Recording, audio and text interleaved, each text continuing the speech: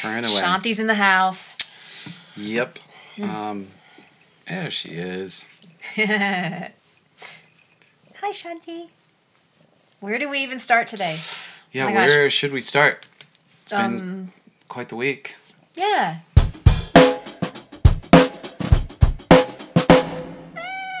I guess we should start with, like we do, we'll go in chronological order. Yeah, why not? So, gigs. So I had a gig Friday. We had a gig Saturday. I had recording session Sunday. And you had a recording session Monday. Oh, and we went to see somebody on Sunday also. It's been pretty busy. And Saturday, yeah, lots of recording. Hey, let's get into it. Let's get into it. So, I got to play with Jacob Larson again on Friday, and I ran into Blake Mobley again. He was on keys again. Oh, that's so great. And Stefan Flores on drums again. Right. I didn't get his full name last time. I got his name and his number this time because he is a good drummer. And That's then, so cool. And then his brother, John, was on bass. So super tight rhythm section because they've been playing together since they were single digits years old. Oh, that's so cool. Really fun. It was at Orchard Town Center, which we played last year. Remember, it was where you could see way, way down the cross street of the mall. Like, the audience just went on forever. Right. So. Is it the one with the weird abandoned Victoria's Secrets is the green room? No. Not that one. No, it's not that one. Okay. That one, remember, that one faced east. Oh. This one faces north. Okay. So it is another shopping center that has a music series. It's sort of hard to tell the difference. This one was bigger. This one was much bigger than the one you're thinking. You're thinking of Glen... I am thinking, yeah. Anyway, how was it? It was great. It was a 2-hour set, so it's pretty long. And you didn't get rained out? No, we didn't. A storm did come in, but it didn't really hit until after we were done. So, and it wasn't bad. And then we went out for sushi, and that was fun. I had a great conversation with a security guy there. Really? Yeah, so this is my I don't know, fun note from that gig. Because, I mean, the gig's a gig. Like, you know, we do Brick House and play the funky music and Kiss. And I'll talk about my screw up on Kiss. But I think maybe one of my highlights of the night was before we went on, I was just walking around the back of the stage and I met the security guy Chris, who was standing there. I was just like, hey, man, you know, he's like, hey, you sounded great during soundcheck. You guys doing some Stevie Nicks? I was like, no, that's just my soundcheck song. And he's like, oh, man, I told my girlfriend to come because they're doing some Stevie Nicks. I was like, no, sorry. But I, told him about the band. Anyway, we got into a conversation. He was just really friendly. He talks about how much he loves to dance. He goes out dancing. He goes to concerts all the time. And he's like super into like being healthy and stuff. And he used to be a chef for like Pepsi Center and stuff. Like, so he would cook for touring bands. Oh, right. And he said, he's like, I got to meet Stevie Nicks one time. And gosh. It was so cool. He said, like, we brought in the food, and I was turning around to leave, and she's like, no, stay here, like, sit down, have a conversation. He's like, no, my boss, I gotta get going. She's like, I'll tell your boss it's fine. Tell him I said it's okay. And he said that she just talked to him about life and whatever for like 10 or 15 minutes in her dressing room. Wow. Pretty crazy. That's really pretty classy. Cool. Yeah. That's pretty classy. And then he said that when he cooked for Britney Spears, he and his team were not allowed to get like within 100 feet of her. Yeah. They were all very like standoffish. That can very often be the case. Yeah. Yeah. But it was really fun to meet that guy and just, I don't know, just hear a little bit about what it's like to just be in contact with, those huge touring artists and how different it is. I know you kind of came in contact with some of them. Sure. On and off as you toured, and some of them were friendly and some of them were like, no, you can't use the green room, it's ours, Yeah. Yeah. Yeah, I definitely have some stories about that. Getting screamed at by Corey Feldman. It's a weird experience. What did you do to Corey Feldman? I didn't know we weren't allowed to go into the green room, and so I walked into the green. We were opening for his band, and I didn't know we weren't supposed to go into the green room, so I went into the green room to get something, and yeah, it was I get it. I know Corey watches this podcast.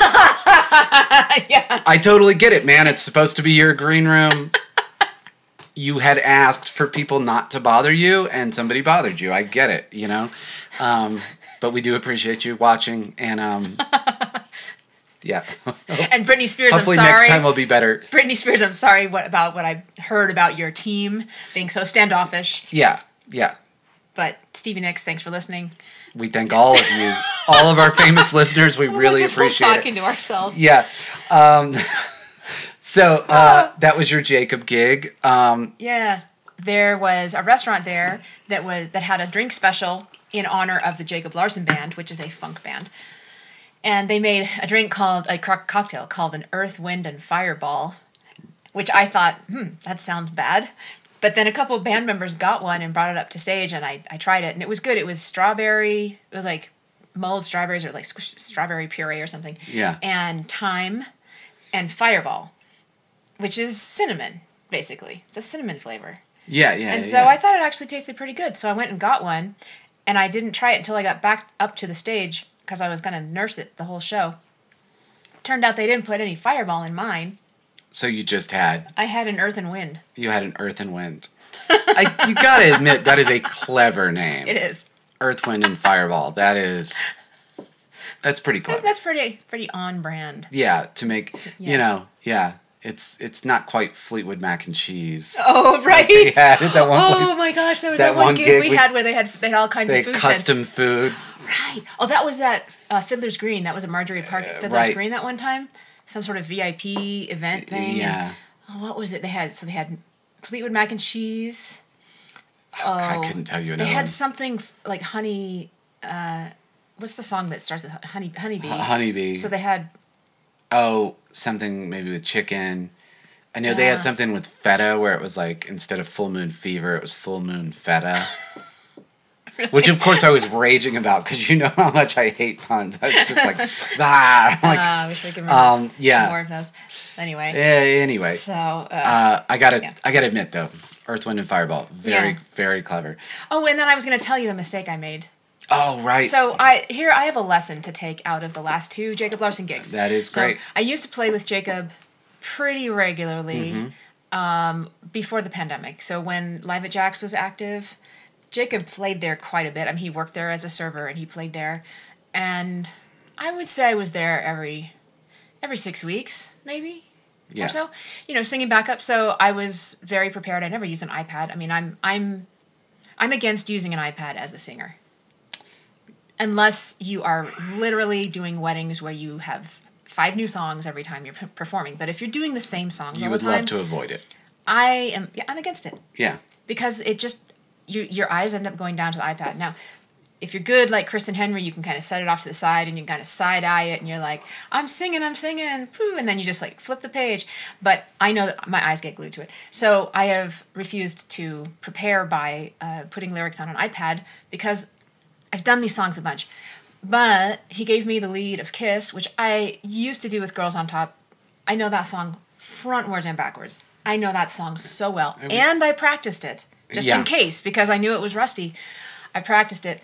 But what happened was Kristen had her iPad up on stage between us, and on her lyrics, all she had was the words, she sings, which don't include the first few lines of the song, because that's the lead. Oh, right. And she just had the line she would sing harmony on. Exactly. Right. Yeah. So I went to go sing, and my eyes glanced down at her iPad because my eyes just go there, and I read like the pre-chorus, and I could not remember the verse, and I just sang the pre-chorus, and the band was like, oh shit, what's going on? Where are we? What is she doing? It didn't take too long for me to figure out where we were and bring everybody together, and we did the rest of the song just fine. I just ignored her iPad for the rest of the song because I know the song. Yeah. But so my lesson here is until and unless I play with Jacob Larson more regularly again, I am going to use an iPad. I just need that backup. When it's like, it's only 2 gigs this year, so it's you're not, right. I'm not You're not doing in enough to this. really, yeah. I'm not in practice with it. Yeah. Kind of conversely, and I agree, it's sort of, you should be performing and paying attention to the rest of the band and the crowd and stuff. The flip side of that is just for anybody out there, it is completely more than acceptable. It's maybe what you even should do as a pro, is on your set list, if you need it on certain songs. I know you do this, Julian does this, having little starter lyrics out to the side of your song. Yeah. I forget which one Julian always uses, and he just literally has the first word of each verse, because he just needs, as long as he gets that first word and he knows which verse is which verse, then he's good. Yeah. And that is a pro thing to do, is to have those reminders on the set list. Which means you shouldn't count on the band leader printing and bringing set lists for you, because they might not.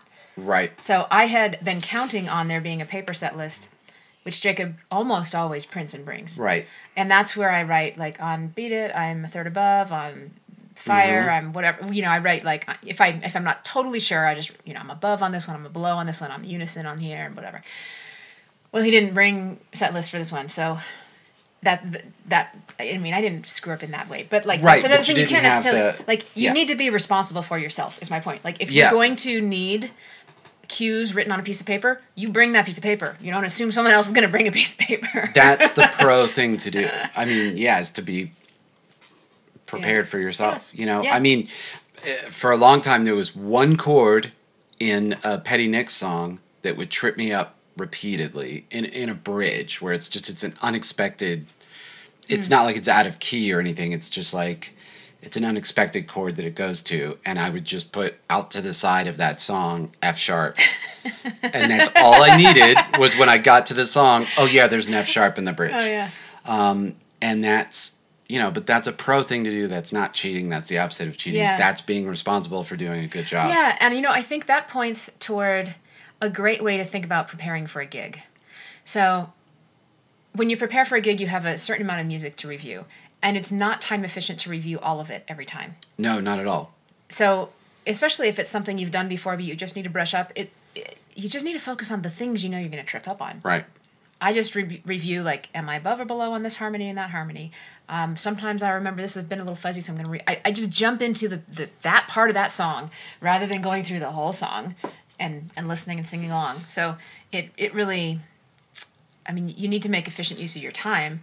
I mean, for example, Nate told me a few weeks ago, like, he said, for example, I've got 2 weddings coming up this weekend. I think I already mentioned it in this podcast, but he had like 50 songs to review, 90 songs to play that weekend, and like 50 to review. Like, unless you're not doing anything else, you don't have time in life to go through all those songs once or twice. Right.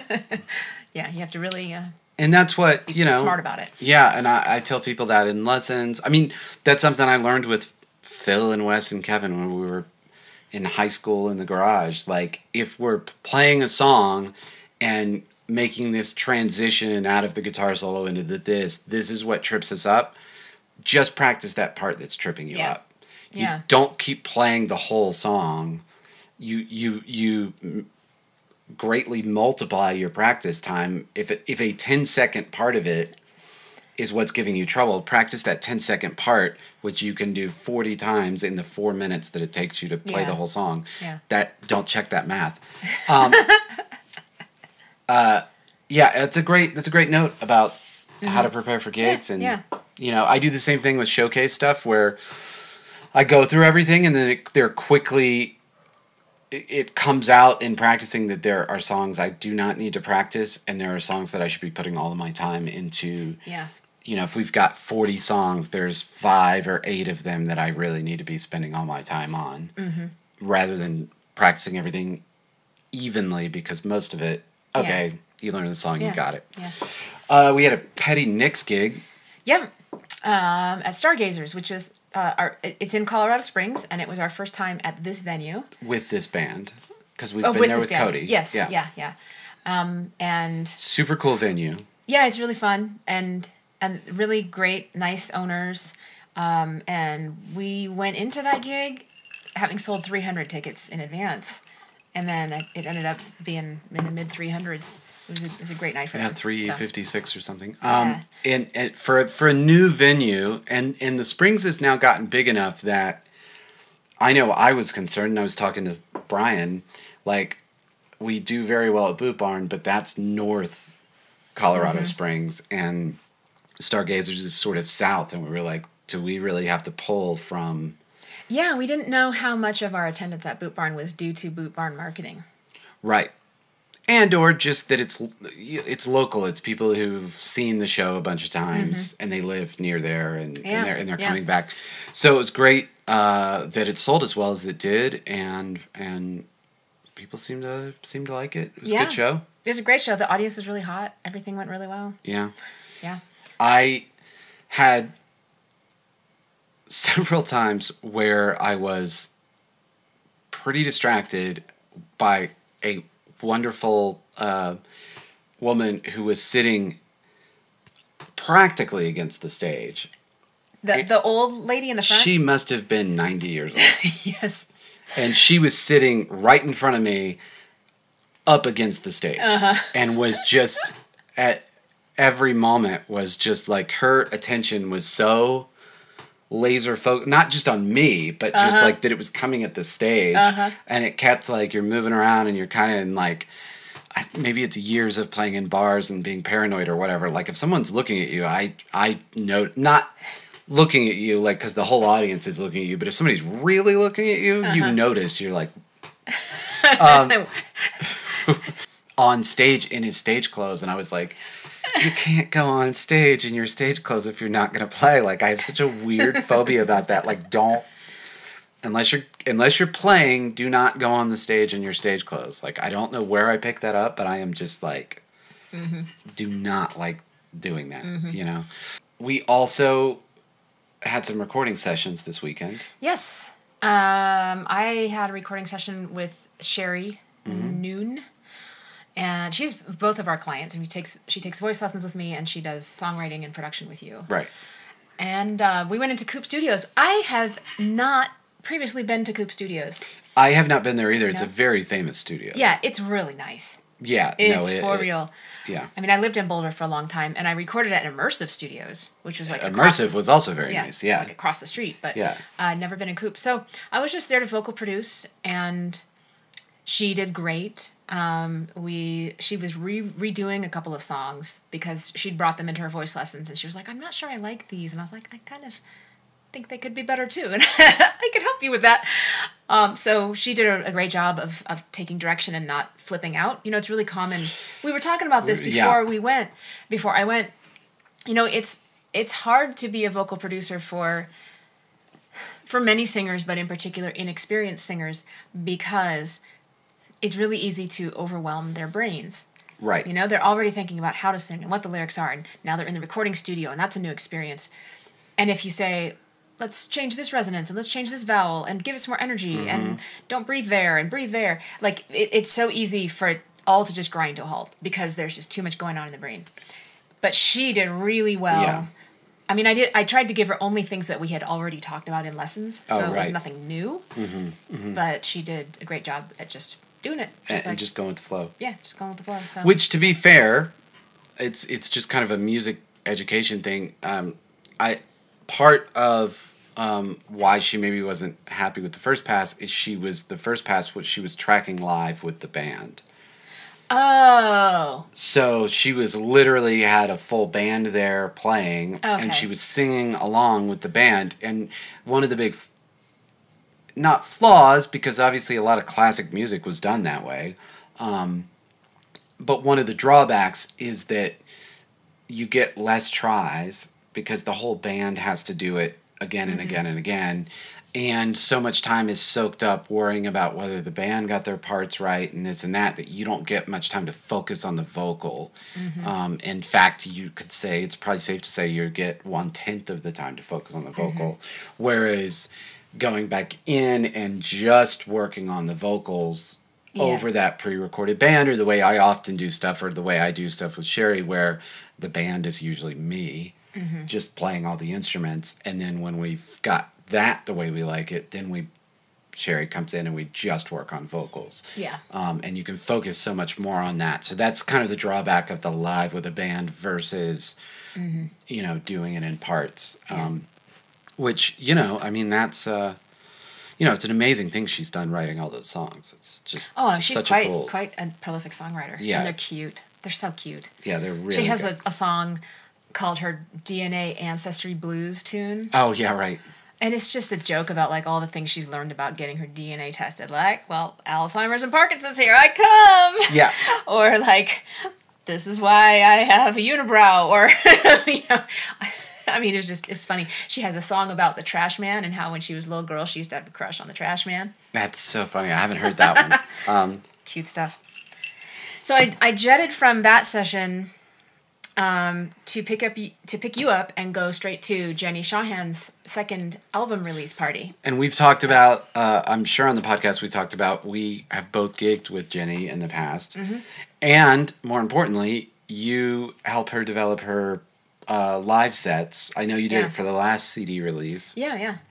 And then this CD release.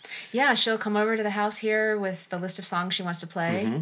And we will knock them into the right order, right? In a way that has a good set flow. And she's learned a lot because we've done it a couple times in the past. Mm-hmm. So she came with 3 options. She has a good sense now for what should open and close. Right. So she already had those songs picked out and they were perfect. It was everything else between that we changed the order of. But it ended up feeling so great. I mean, you were looking at me like, I was feeling so proud of myself. I thought it was flawless. I thought everything felt like... I mean, there were a few that they could have gone either direction. You know what I mean? Yeah. Like, it didn't need to be that way, but whatever. But in general, everything, just the flow of energy in the set was just, that is the perfect spot for that. And then she slowed, you know... In general, it's not super high energy stuff, but sometimes she slowed down a lot. And then that was, like, perfectly followed by the right thing to do. Yeah. You know, or the big fun cover, and then like right after the big fun cover is the like, let's be quiet and listen really closely and all those things. Mm-hmm. I thought you guys worked out a flawless. Thank you. And the look, the thing that struck me the most was the different look of the stage, and I'm sure Jenny did a lot of that. You were saying, she did all that stuff. She's picked up all that stuff. And what I mean by look is instead of it being the exact same band standing in the exact same places, there were some guest people that came on, and that made the stage look different. There were places where Jenny was normally standing and playing guitar and singing, and then a couple songs she didn't play guitar and took the mic off the stand and just sang, so then the stage looked different. Mm-hmm. There was one where she sat on a stool and played guitar and sing, which just made the stage look different. And just those variations of, if you're going to be looking at somebody on stage for 75 minutes, it's sort of hard, no matter how great what they're doing is, if it looks static, where it's the same people standing in the same places, it's just very hard for that not to get boring. Mm-hmm. And I thought she just did an impeccable job of introducing these, you know. Yeah.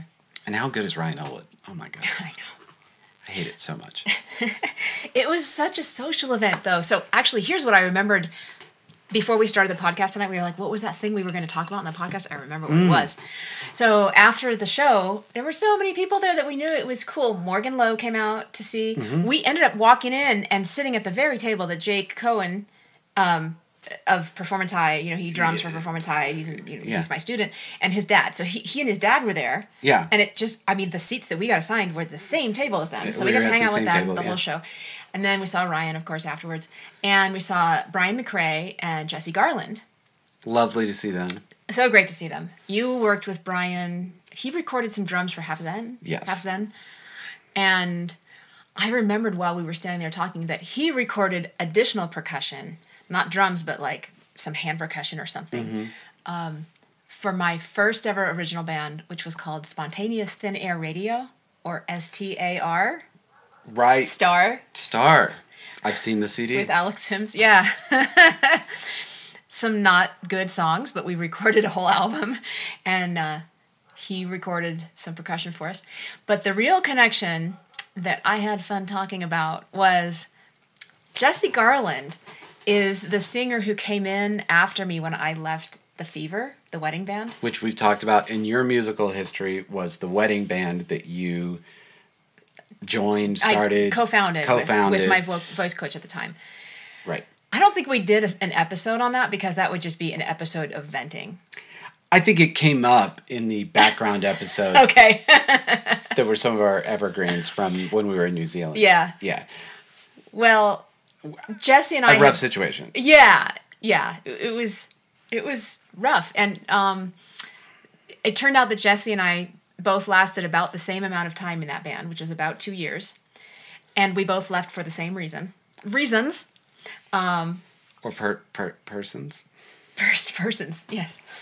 One of them was that we were doing all of the work, like interacting with the clients, all of the stuff that goes on behind the scenes in a wedding band, which if you're in the music scene and you do this stuff, you know, it's a lot of work. It's a ton. It's a ton of work. So we were doing all of the work, Jesse and I, at our separate times in the band, and getting to sing very little. So I joined the band because I wanted experience on stage because I was very new to this. And right. My voice teacher invited me to start a band. I was like, oh yeah. And I was happy doing like more than my fair share. Sure. And an entire reception, like a 3 or 4 hour reception, I would sing maybe 8 songs maximum. Right. And my co-lead, who I will not name, but you could figure it out if you wanted to, would sing all the rest. And we would get in fights over it. We would add new songs. And I'd be like, can I please have another song? And she'd be like, well, I really want to sing this song. So same thing happened with Jessie. Jessie said that she would only get to sing like 2 songs a night. 2 songs. And do all the work. Oh my gosh. And it was double the work by the time she joined because she who shall not be named, split the band into an A band and a B band so she could book it twice on the same night. So... Unbelievable. Yeah. And so Jesse left for the same reason that you're like not actually singing in this band. And I didn't know Jess had done that. Yeah. That's how we know each other actually, because she came over so I could show her all the parts that I was, all the harmonies I was doing. I know her. She's done some gigs with Cody is how I know her. Oh. She did backup stuff for Cody. Okay. Then the other reason, another contributing factor, and I mean this is going to be enough gossip for one podcast, but the band leader was with one of the other musicians, and they were constantly either making out backstage or like off to the side or fighting. Oh my gosh. It was high drama. It was so uncomfortable. Oh my gosh. So that was... Oh man. I mean, yeah. So it was fun times to connect with Jesse and share some of our feelings. But anyway, let's move on. I'm glad I never said this woman's name on this podcast. There are few people I don't get along with. It's pretty rare. But that was a bad situation. Oh, I didn't get into the half of it. Ended the terribly. Half of yeah, it. You were telling me. Oh. Yeah. You know, I could probably close this one down. Okay. Really. Yeah. Yeah.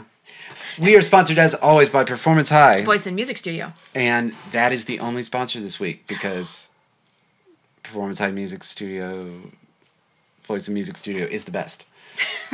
That's why it's only one sponsor. Yeah. Anyway, guys, thank you very much. And hope you have a great week and weekend. I'll be live Wednesday at 7 if anybody wants to watch.